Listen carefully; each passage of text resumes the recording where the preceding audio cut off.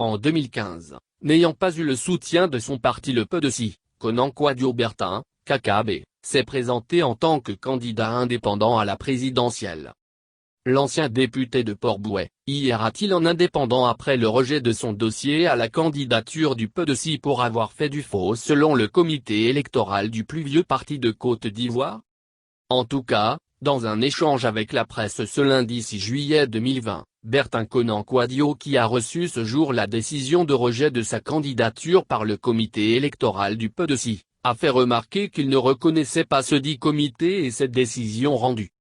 L'ancien député, qui dispose à compter de jour lundi, date de la notification du rejet de son dossier de sa candidature, de 48 heures pour faire appel de la décision, a été ferme. Il a affirmé qu'il reste PDC et qu'il n'entend pas prendre ses distances avec ce parti. Ce comité-là, il est tout sauf un comité électoral.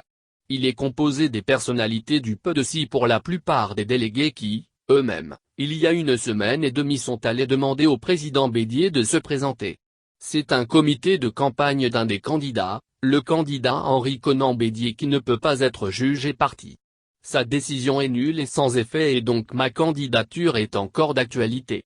Je vais demander que soit mis en place un comité paritaire composé des membres des deux candidats de sorte à garantir un processus neutre et transparent, a affirmé Bertin Konan Kwadwo.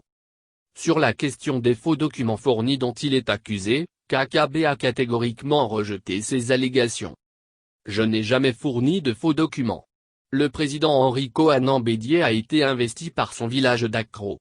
J'ai été moi investi par mon village Bokanda. Je ne pense pas que le président Henri Konan Bédié ait participé jusque-là, à une seule réunion du PDC à Dakro, et pourtant il a été investi. Je suis militant du PDC depuis une trentaine d'années, a signifié KKB. Il a indiqué que sauf avis contraire, il se présenterait à la prochaine élection d'octobre. Je ne serai pas le premier à ouvrir le bal des candidatures indépendantes au PDC. En 2015, j'ai présenté au peuple de Côte d'Ivoire un projet présidentiel. Ma conviction, c'est que ce projet-là est arrivé aujourd'hui à maturation. Sauf qu'en 2015, je n'ai pas eu le soutien du PDC. Mon souhait aurait été que mon parti me soutienne. Sauf avis contraire, nous prendrons rendez-vous avec le peuple de Côte d'Ivoire en octobre prochain, a-t-il martelé. En cas de rejet définitif de ma candidature, je n'exclus rien.